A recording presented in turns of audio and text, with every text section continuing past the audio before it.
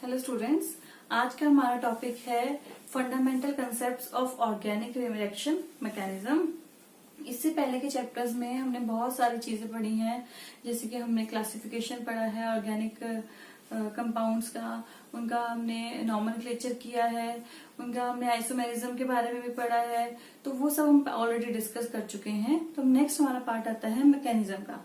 अब हमें ये तो पता चल गया है कि ऑर्गेनिक मॉलिक्यूल्स क्या होते हैं, किस टाइप के होते हैं, लेकिन वो रिएक्ट कैसे करते हैं, उनका मैकेनिज्म क्या है, कैसे कैसे वो फॉर्म करते हैं डिफरेंट टाइप के प्रोडक्ट्स, और एक ही टाइप के क्यों करते हैं, कभी कुछ और क्यों नहीं फॉर्म होता। तो वो सारा हम आज इसमें डिस्कस करने वाले हैं कि जो बेसिक कंसेप्ट है हमारा रिएक्शन मैकेनिज्म का वो क्या है, कैसे हमारे बॉन्ड्स ब्रेक होंगे, कैसे हमारे जो इलेक्ट्रॉन्स हैं वो डिस्प्लेस होते हैं। एक इलेक्ट्रॉन हमारा हम बोलते हैं कि शिफ्ट हो गया है, कभी हम बोलते हैं कि इलेक्ट्रॉन हमारा शेयर हो गया है। तो वो सारी चीजें आज हमने अपने इस लेक्चर में करनी है। तो सबसे पहले मैं आपको ऑर्गेनिक रिएक्शंस की जनरल बताती हूँ कि सपोज अगर हम बात करते हैं कि हमारे पास कोई रिएक्शन है और उसको हम बोलते हैं कि हमारे पास सबस्ट्रेट है, ऐसे बोलते हैं कि हमारे पास सबस्ट्रेट है, या फिर हम बोलते हैं कि वी हैव अ रिएक्टेंट, और हम उसको रिएक्ट कराते हैं विथ रिएजेंट। कोई भी एक रिएजेंट होता है और वो हमारा फाइनली फॉर्म कर देता है क्या, प्रोडक्ट। लेकिन आपने ये भी देखा है कि समटाइम्स रिएजेंट से हमारा प्रोडक्ट नहीं फॉर्म होता है, हमारा पहले फॉर्म होता है कोई इंटरमीडिएट्स, कोई बीच में कंपाउंड फॉर्म होगा या फिर कोई ट्रांजिशन स्टेट फॉर्म होगी, और उसके बाद हमारा प्रोडक्ट फॉर्म होगा। ऐसे ही पढ़ते हैं। और प्रोडक्ट के साथ हमेशा we also get the byproduct. यहाँ पर भी हमारा सेम ही है, ये रिएक्शंस भी हमारी सेम ही होती हैं। यहाँ पर भी क्या ही होगा कि हमारे पास एक ऑर्गेनिक मॉलिक्यूल होगा, उसको हम रिएक्ट कराएंगे किसी भी अटैकिंग रिएजेंट के थ्रू, क्योंकि जब तक उस पर कोई रिएजेंट अटैक नहीं करेगा तो हमारा ऑर्गेनिक मॉलिक्यूल प्रोडक्ट कुछ डिफरेंट फॉर्म ही नहीं करेगा, क्योंकि वो तो ऑलरेडी स्टेबल फॉर्म में बैठा ही है ऑर्गेनिक मॉलिक्यूल। नेक्स्ट क्या होता है, फॉर्म करता है इंटरमीडिएट, कोई भी फॉर्म हो सकता है यहाँ पे, या फिर कोई ऐसी ट्रांजिशन स्टेट फॉर्म हो जो कि फाइनली हमारा बनाए प्रोडक्ट, और साथ में बाय प्रोडक्ट। बाय प्रोडक्ट हमें रिक्वायरमेंट नहीं होती है, लेकिन टू बैलेंस द इक्वेशन हमारा हमेशा कुछ ना कुछ बाय प्रोडक्ट फॉर्म होता है। तो हमें तो मेन प्रोडक्ट ही चाहिए, हमें तो इसी से मतलब है, बाय प्रोडक्ट तो हमें रिक्वायर्ड ही नहीं है। लेकिन इस बाय प्रोडक्ट को फिर हम प्योरीफाई कर लेते हैं विद डिफरेंट टेक्निक्स, और जो हमारा प्रोडक्ट होता है वो हमें प्योर फॉर्म में मिल जाता है, और हम उसको यूज कर लेते हैं फॉर अवर फर्दर रिएक्शंस या जिस भी चीज के लिए हमें वो रिक्वायर्ड है। तो ये तो हमारा बिल्कुल बेसिक रहा कि ऑर्गेनिक हमारे मॉलिक्यूल्स हैं और वो कैसे रिएक्ट करके और क्या फॉर्म कर रहे हैं। अब नेक्स्ट पार्ट आता है कि वो जो बॉन्ड्स हैं ऑर्गेनिक कंपाउंड्स के अंदर वो कैसे ब्रेक होते हैं। बॉन्ड्स को ब्रेक करने के लिए हमें जरूरत पड़ती है कुछ स्पीशीज की, जिनको हम या तो इलेक्ट्रोफाइल्स बोलते हैं या फिर न्यूक्लियोफाइल्स बोलते हैं। अब इनको हम डिफरेंट नाम क्यों देते हैं, हम डिफरेंट नाम देते हैं on the basis of their charge या नंबर ऑफ इलेक्ट्रॉन प्रेजेंट। तो यहाँ पे मैं बात कर रही हूँ इलेक्ट्रोफाइल्स और न्यूक्लियोफाइल्स की। वैसे आपको इलेक्ट्रोफाइल्स और न्यूक्लियोफाइल्स के बारे में पता है, आपने थोड़ा पढ़ा भी है अपनी प्रीवियस क्लासेस में। तो यहाँ पे मैं आपको एक बार रिकॉल करा देती हूँ। इलेक्ट्रोफाइल्स जो होते हैं, जैसे कि नेम से समझ में आ रहा है, इलेक्ट्रो मीन्स की इलेक्ट्रॉन और फाइल मीन्स लविंग। इलेक्ट्रोफाइल्स हमारे होते हैं इलेक्ट्रॉन लविंग। इलेक्ट्रॉन लविंग मतलब कि इलेक्ट्रॉन लविंग तो कब होंगे, जब वो इलेक्ट्रॉन डेफिशिएंट होंगे, क्योंकि अगर हमारा पॉजिटिव चार्ज है वो नेगेटिव चार्ज के साथ अट्रैक्ट करता है। तो अब ये जो इलेक्ट्रॉन्स हैं ये तो हमारे सारे नेगेटिव चार्ज हैं। इलेक्ट्रॉन डेफिशिएंट होने की वजह से जो मॉलिक्यूल है उसके ऊपर चार्ज आता है पॉजिटिव। तो जितने भी हमारे पॉजिटिव चार्ज मॉलिक्यूल्स होते हैं वो हमारे होते हैं इलेक्ट्रोफाइल्स, क्योंकि इलेक्ट्रॉन डेफिशिएंट होने की वजह से। इलेक्ट्रॉन डेफिशिएंट आपको समझ में आ गया कि क्यों होंगे, इलेक्ट्रॉन डेफिशिएंट होंगे तभी तो वो इलेक्ट्रॉन्स की तरफ मूव करेंगे, क्योंकि उनके पास पॉजिटिव चार्ज ज्यादा है और उनको इलेक्ट्रॉन्स चाहिए, तो इसलिए वो इलेक्ट्रॉन्स की तरफ मूव कर रहे हैं। तो इसलिए हम इसको बोलते हैं कि हमारे इलेक्ट्रॉन लविंग भी हैं, और या फिर इनको हम बोल देते हैं कि दे आर इलेक्ट्रॉन डेफिशिएंट्स। कहीं कहीं पर आपको इलेक्ट्रॉन डेफिशिएंट लिखा मिलता है, कहीं पर आपको इलेक्ट्रॉन लविंग मिलेगा।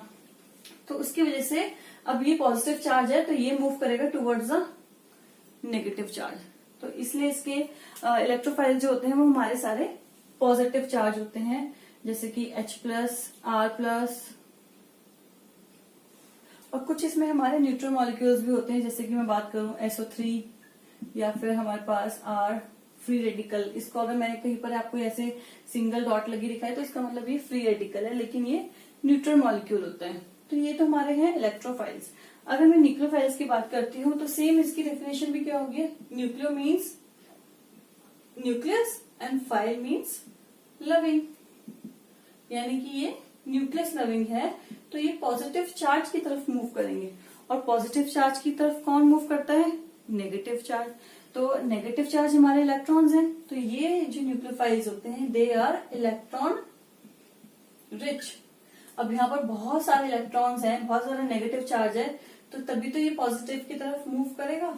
तो इसलिए हम इनको इलेक्ट्रॉन रिच भी बोलते हैं, इनको हम इलेक्ट्रॉन डेफिशिएंट बोलते हैं। तो कभी कभी बहुत शॉर्ट नोट में 1 मार्क में आता है what is the difference between nucleophile and electrophile, या डिफाइन करने के लिए आता है। तो आपको ये दोनों चीजें मेंशन करनी है, या बीच में कॉलम बना के एक तरफ इलेक्ट्रोफाइल्स के बारे में लिख दो, एक बार आप न्यूक्लियोफाइल्स के बारे में लिख दो।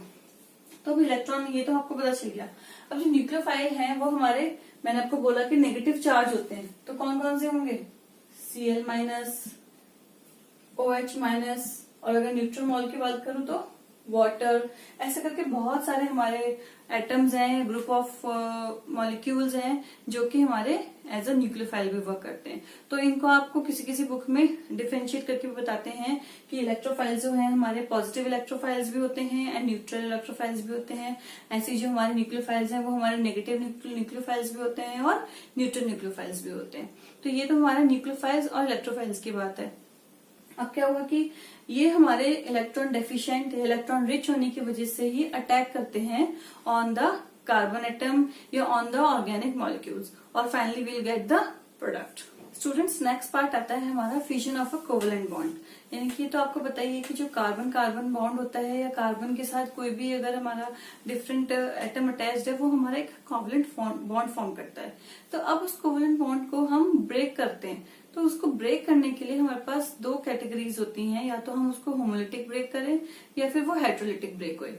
होमोलिटिक का मतलब क्या होता है, जैसे कि आपको नेम से पता चल रहा है, होमो means same and hetero means different.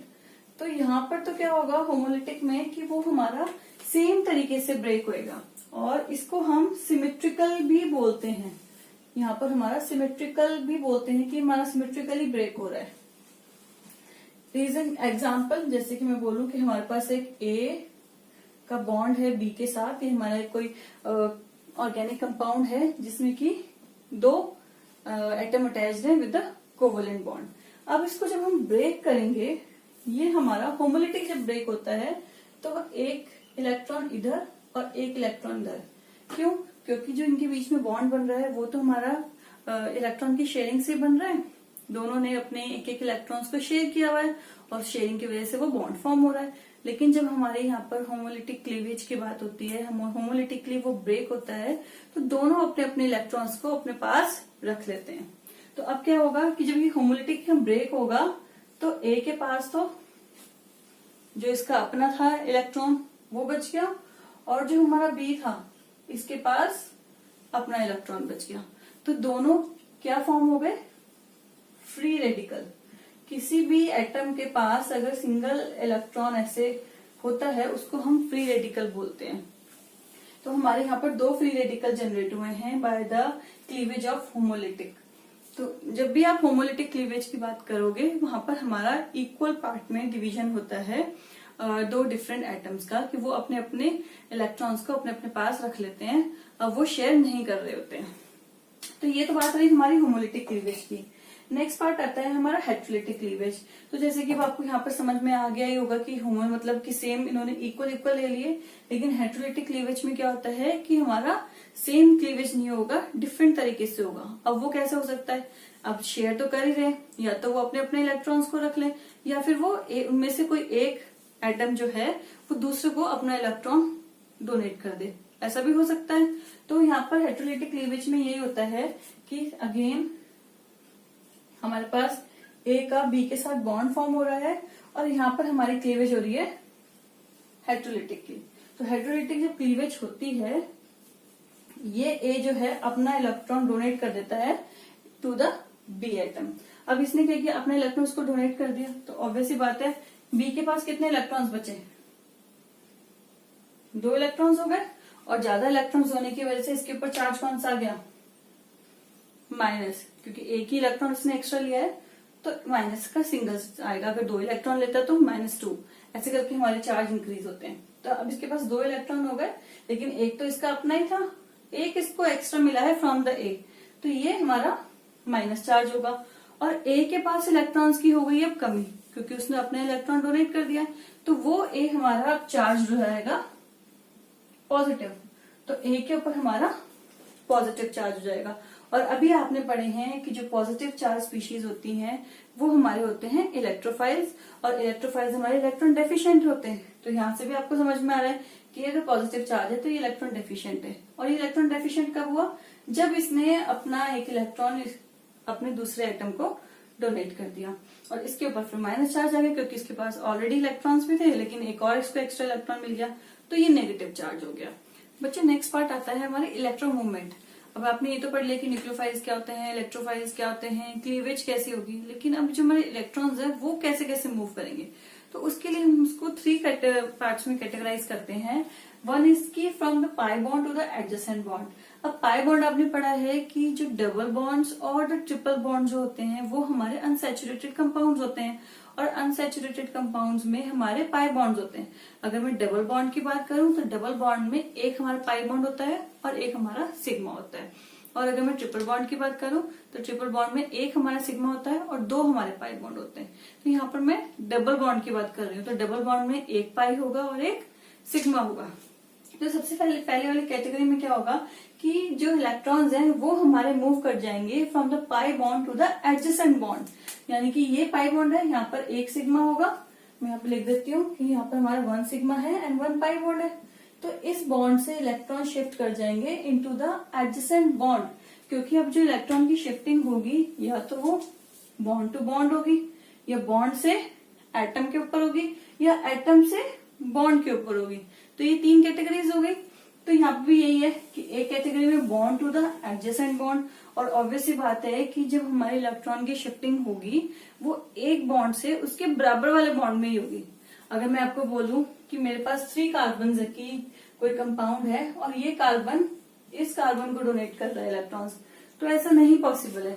ये अपने एडजेसेंट वाले को तो करेगा, ये आगे ये पहले इसको करेगा, ये आगे इसको पास आउट कर सकता है, लेकिन डायरेक्टली ये इस कार्बन को स्किप नहीं कर सकते हैं। तो इसलिए यहाँ पर भी हमने एडजेसेंट बॉन्ड ही लिखा है। तो अब यहाँ पर क्या हुआ कि ये बॉन्ड ऑलरेडी था जिसमें कि हमारे पाई इलेक्ट्रॉन्स थे वो ही मूव कर सकते हैं, सिग्मा इलेक्ट्रॉन्स तो मूव नहीं कर सकते।